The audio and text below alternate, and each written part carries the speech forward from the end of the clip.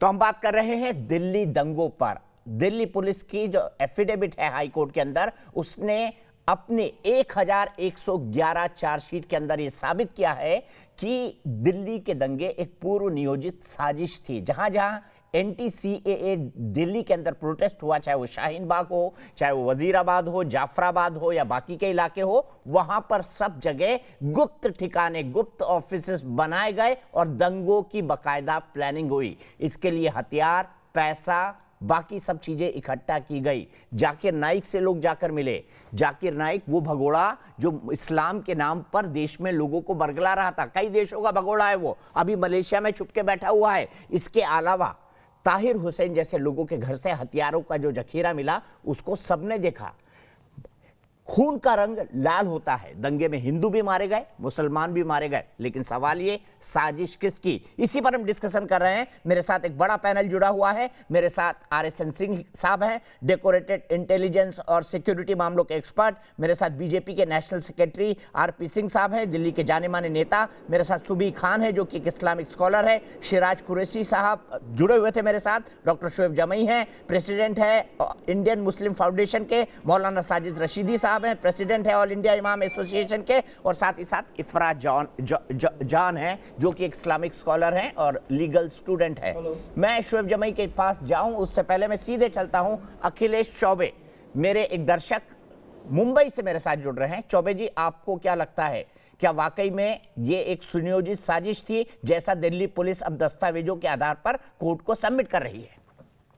दीपक जी, इस बारे में कोई शक ही नहीं हो सकता, क्योंकि आप अभी जैसे इकरा जान बता रही थी कि 15 हिंदू मारे गए और 35 मुसलमान मारे गए। आप अगर देखिए, सारी की सारी ये जो जमात है, ये गुजरात दंगों की बात करती है लेकिन गोधरा की बात नहीं करती है। मुजफ्फरनगर से लेके अब तक जितने जंगे हिंदुस्तान में हुए हैं, सारे दंगों की शुरुआत कहीं ना कहीं इनके मस्जिद से, मदरसों से या इनकी जमात की तरफ से होती है।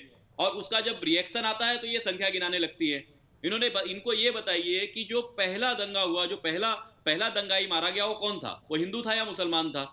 आप एक तरफ तो अल्पसंख्यक होने की सारी सुविधाएं लेना चाहते हैं और दूसरी तरफ आप बहुसंख्यकों के खिलाफ दंगा करने का भी जिगर दिखाते हैं। आप जब भी इस तरह से आपकी जो जमात है वो जब भी ये चीज करेगी तो उसका रिएक्शन आएगा ही, और रिएक्शन के बाद जब भी आप नंबर गिनेंगे तो कहीं ना कहीं आपका नंबर ज्यादा होगा। तो कहीं ना कहीं आपके मौलाना, मौलवी और स्कूल और मदरसा चलाने वाले लोगों को अपनी शिक्षा में इन चीजों को डालना चाहिए कि अगर हिंदू एक धर्म प्रिय है, शांति प्रिय धर्म है, वो शांति से रहना चाहता है, तो कहीं ना कहीं आपको भी शांति से रहना चाहिए। आप अगर देखेंगे तो सारे दंगाओं, जितने भी दंगा आज तक भारत में हुए हैं, हिंदू मुस्लिम दंगा, उसमें जो दंगे की शुरुआत हुई है वो कहीं ना कहीं मस्जिद और मदरसे से हुई है, या तो ताहिर खान जैसे लोगों के घरों से हुई है, जहां सारी चीजें सुनियोजित ढंग से रखी रहती हैं और जैसे ही दंगा होता है इसका इस्तेमाल करना चालू करते हैं। ठीक है चौबे साहब, ठीक है चौबे साहब, सीधा जवाब शोएब जमई, 30 सेकंड दे रहा हूं आपको, मुझे बहस को आगे बढ़ाना है, फिर मैं सुबह के पास जाऊंगा। सीधा आरोप है आप पर, मेरे दर्शक कह रहे हैं, और बड़ा दूध का दूध पानी का पानी कर दिया उन्होंने। मैं यही कह रहा हूं कि पहला हमला शहीद रतनलाल को शहीद करना और DCP को अधमरा करना था, वो हो रहा है। देखिए सामने स्क्रीन पे तस्वीर चल रही है, आपकी शांतिप्रिय दादियां, नानियां, प्रदर्शनकारी बच्चे। बता दिया उन्होंने 11 बजे कैसे नॉर्थ ईस्ट दिल्ली से बच्चों को स्कूल से निकाला जाना लगा था, मुस्लिम बच्चों को बता के गए एक शिक्षक हमारे अभी, संजय स्वामी जी। दीपक जी, मैं आपकी इन सारे बातों का जवाब दे दूंगा, बस मुझे 15 सेकंड एक्स्ट्रा दीजिएगा। मुझे एक आपत्ति जतानी है आपके शो पे कि मुझे ये कहा जाता है, अरे भाई एक मिनट, मुझसे ये कहा जाता है कि दिल्ली दंगों पे चर्चा होगी, लेकिन यहाँ चर्चा इस्लाम पे होती है। क्या आप बताइए, हम यहाँ पे द्रौपदी और चीरहरण और दलितों के साथ कैसे शुद्धिकरण किया जाता था, इस पे चर्चा करेंगे तो अच्छा लगेगा क्या? इसलिए इस्लाम पे क्यों चर्चा करते हैं? आप दिल्ली दंगों पे चर्चा कीजिए। आप जो है यहाँ पे प्रॉफिट मोहम्मद को ले आते हैं, इस्लाम पे ले आते हैं, ये अच्छी बात नहीं, ये अच्छी बात नहीं है। चर्चा करें, बिल्कुल हम चर्चा के लिए चर्चा करेंगे तो हम भी द्रौपदी के चीरहरण पर चर्चा करेंगे। दलितों के साथ तुमने कैसे शुद्धिकरण के नाम पे उनकी महिलाओं का बलात्कार किया, उस पर भी चर्चा करेंगे। टेलीविजन पे दिखा दिया, दलितों की महिलाओं के शुद्धिकरण के नाम पर उसका बलात्कार जो करते आए, उस पर भी चर्चा करेंगे।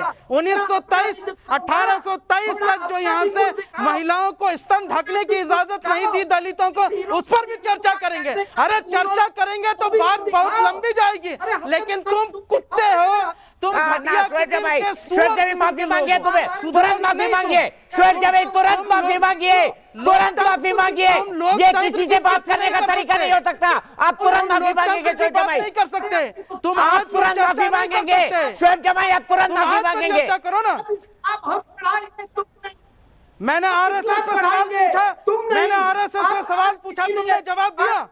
आरएसएस के 16 लोग 16 मेंबर गिरफ्तार हुए, उस पे जवाब दिया तुमने।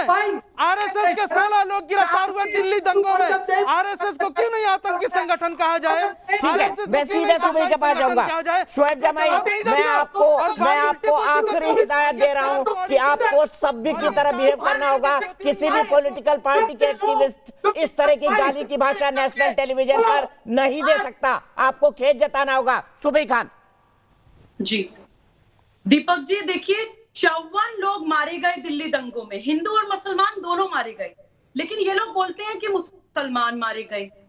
मल्टीपल चार्जशीट फाइल करी है पुलिस ने, जिसमें हिंदू और मुसलमान दोनों के ही नाम है, लेकिन ये लोग कहते हैं कि हिंदुओं के नाम सही है, मुसलमानों को गलत फंसा दिया। इन लोगों को 70 साल की अकबरी का नाम याद रहता है, इनको एक dynamic IB officer Ankit Sharma का नाम याद नहीं रहता, शहीद रतनलाल का नाम याद नहीं रहता, डीसीपी को अधमरा कर दिया ये याद नहीं रहता। तो साफ पता चल रहा है कि इनका एजेंडा कौन चला रहा है। इनको एक्चुअली एजेंडा चलाना है। इनको अगर मुसलमानों के मरने की इतनी फिक्र होती तो ये बोल रहे हैं कि आप इस्लाम की बात क्यों कर रहे हैं? इस्लाम की बात इसलिए कर रहे हैं कि वही आपको एक्सपोज करेगा। अगर आपको इतना ज्यादा दुख होता मुसलमानों के मरने का, तो आपको सबसे ज्यादा दुख होता हजरत अली की शहादत का। हजरत अली का नाम आते ही आप लोग उछल जाते हैं, क्योंकि वहीं से आपकी आतंक की अरे जड़ें मैंने शुरू तो होती हैं। पूछा आतंक इस्लाम कि का वजू और पहला गुस्ल के आतंकी 4 हमला। फर्ज बता दो। दीपक जी, इनको चुप करवाइए, अरे मैं सो जरूरी कॉल्ड बात बोलने फर्जी वाली हूँ। इस्लामिक सिर्फ स्कॉलर। सुबह का आवाज, सिर्फ सुबह का आवाज। करवाइए, मैं जरूरी बात बोलने बीच वाली में हूँ, नहीं सुनना शोएब भाई, चाहते हैं। भाई बोल रहा हूं यार, आप गाली नहीं देते हैं चाहते। नेशनल टेलीविजन पर, थोड़ी तो अकल रख ये लीजिए। सुनना नहीं चाहते हैं, इनको सुनना पड़ेगा। आज इस्लाम का पहला आतंकी हमला मस्जिद में हुआ। हजरत अली को नमाज पढ़ते वक्त जहर भुजी तलवार से उनके सर पे मारा गया।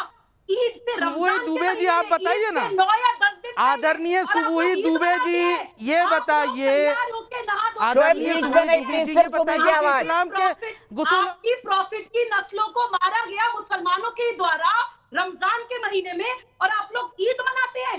हजरत अली का आप नाम भी नहीं आने देना चाहते हैं, क्योंकि आप एक्सपोज हो जाएंगे। और यही वजह है कि आप लोगों को जलील होना पड़ रहा है।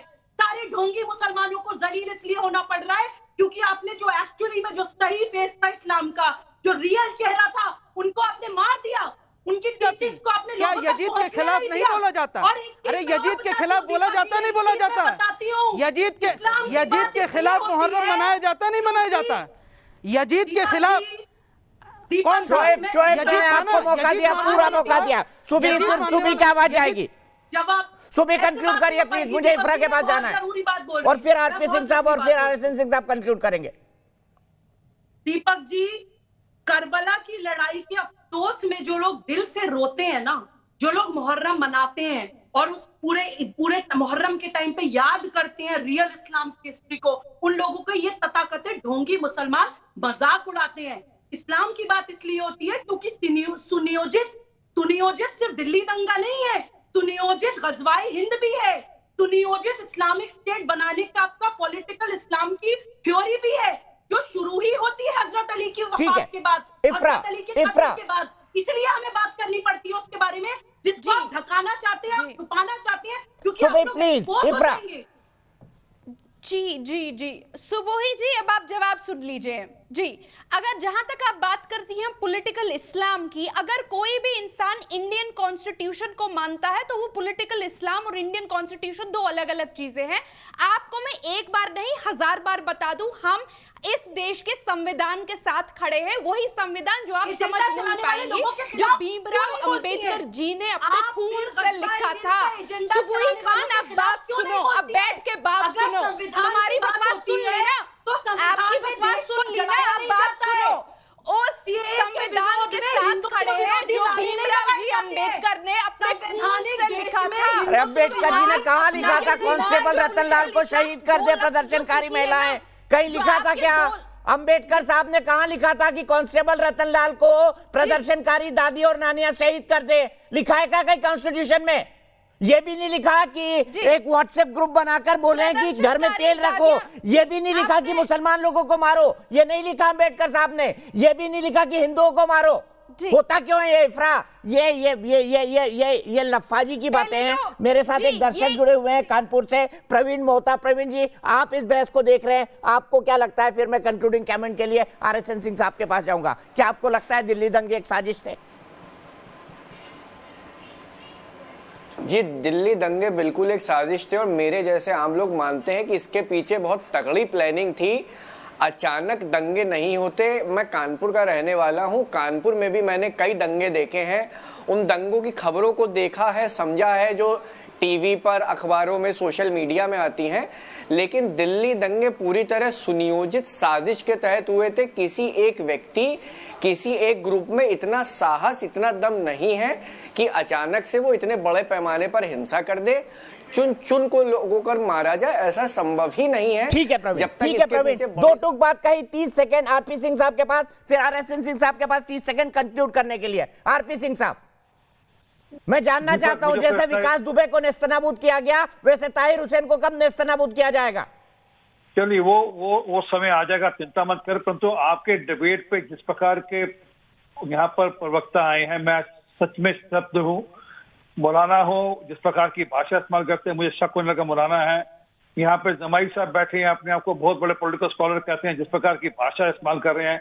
माफी चाहता हूँ, एक कोई छोटी बिटिया बैठी है, जिस प्रकार की वो बकवास जैसी भाषा इस्तेमाल करती हैं, पता नहीं क्या शब्द इस्तेमाल करते हैं। ये दिखता है कि क्या सोच और किस बैकग्राउंड से लोग यहाँ पे चर्चा करने आते हैं।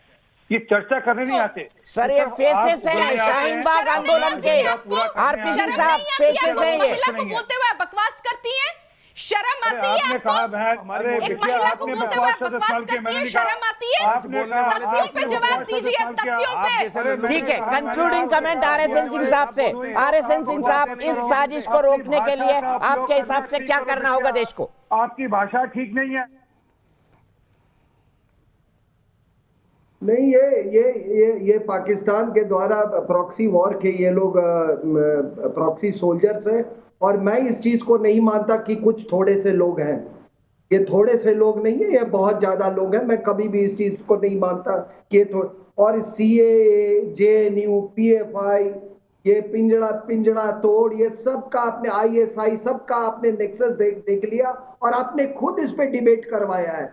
जो चीज खुल के आई है, ऐसी कोई चीज नहीं है जो आपके डिबेट में उभर के नहीं आई थी। ये बातें, ये कोई नई बात नहीं आ रही है जो उन्होंने कहा। और एक बहुत महत्वपूर्ण बात, ये कुछ टिप्पणी कर रहे थे किसका चिरहरण, तो मैंने फिर दोबारा कहता हूं, हमने सब कुछ दिखा दिया, सब कुछ दिखा देंगे। आप भी तो दिखाओ ना कुछ, आप भी दिखाओ ना। कौन कब नमाज पढ़ रहा था, खलीफा उसका किसने कत्ल किया। उसके बाद इस्माइल शाह जब सुन्नी से शिया कंट्री बना ईरान, तो क्या हुक्म दिया गया था कि खलीफों को किस तरह से हर सुबह गाली दिया जाएगा। और ये सारी चीजें आप दिखाओ, हम भी दिखाएंगे, हमको कोई ये नहीं है। आप तो किसी को गाली दे दो, हमको कोई फर्क नहीं पड़ता है। जो आस्था कमजोर होती है ना, वही आस्था कहती है अगर बोला तो सर काट देंगे। लेकिन हिंदुस्तान, इस्लाम की पढ़ाई हम करवाएंगे, तुम नहीं। तुम कुछ नहीं जानते हो इस्लाम के बारे में, तुम कुछ नहीं जानते हो। मुआविया कौन था बताओ, कौन था?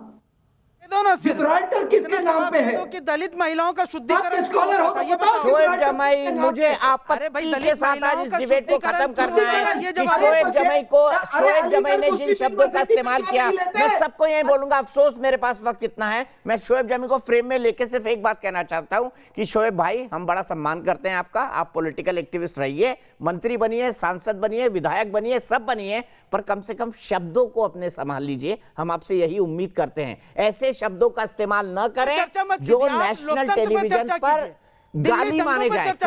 कृपया, हम बहुत सम्मान करते हैं आपका, बहुत बहुत शुक्रिया। लेकिन इस्लाम की चर्चा नहीं होगी, उसकी क्यों नहीं होगी भाई? जब हिंदुइज्म की चर्चा होती है, आप कहते हैं हिंदुइज्म के बारे में, तो इस्लाम की चर्चा क्यों नहीं होगी?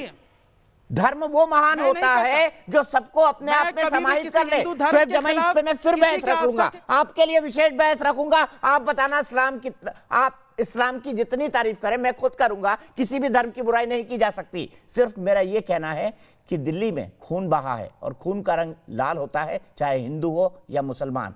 किसने बहाया, आज इसका खुलासा दिल्ली पुलिस ने कर दिया है। एक ब्रेक।